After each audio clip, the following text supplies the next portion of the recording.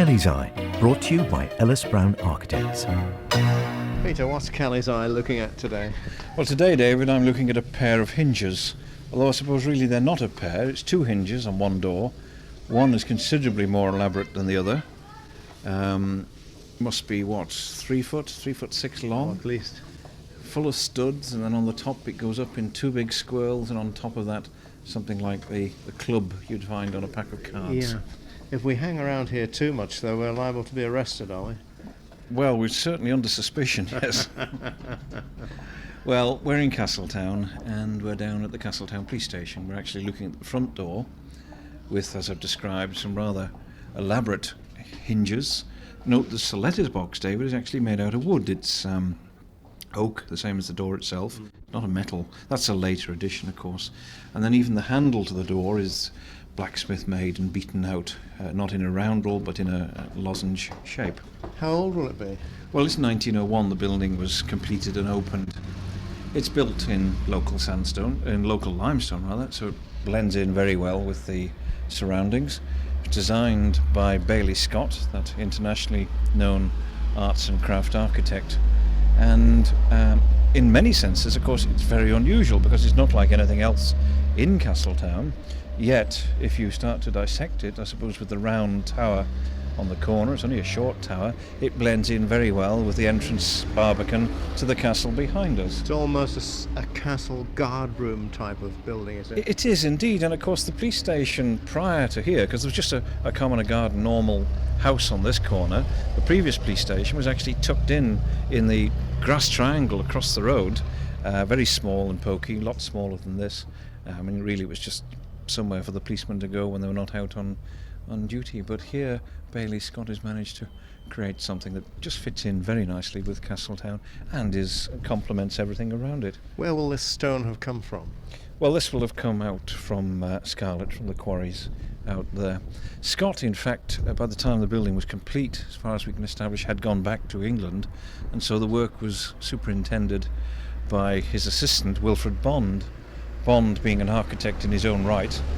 And if we cast our minds to Derby Haven, then the little chapel there with its sloping buttresses, just as you come into Derby Haven, was the work of Wilfred Bond. Just walking up the hill slightly here, the main police station is actually cut in stone. That's rather nice. Yes, it is. And of course there are two faces to the building. It links round the corner, and initially it was L-shaped. The cells are original. I don't know whether it's worth going in or whether we dare go in. Will we ever get out? Well, it depends whether they slip the bolt over. But they have actually filled in the yard and roofed over, but you can't see that from the outside. But built into the wall around the other side, of course, is another feature which is not you'd expect on a police station. Perhaps we'll go around and have a look at it. Right, we've come round the corner. We've come past the back door, which of course is on the side, not on the back. That also has hinges, not quite as elaborate as the front. And then set into the wall, recessed into the wall behind a glass case, is a rather fine barometer. And it says this barometer reads correctly with Greenwich Standard. And then that's signed. Underneath you'll notice there's an actual donation box for the Royal National Lifeboat Institute.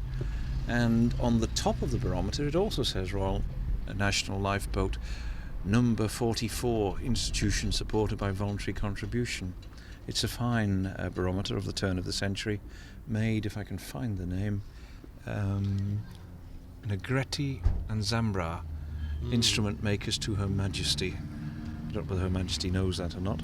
And there's a similar barometer, in fact, down in Douglas, immediately alongside the swing bridge. So it's not an uncommon feature to have these alongside the harbour, so that the fishermen can perhaps not rely entirely on the elements to predict the weather, but can actually apply a little bit of science by looking how the barometer has moved.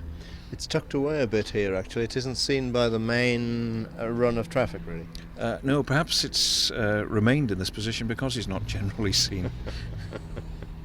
The windows just before we finish, David, you'll notice are in leaded lights set into lead cames. Originals? They're original and they're set within the building. Notice the centre one has metal casement that opens, yes.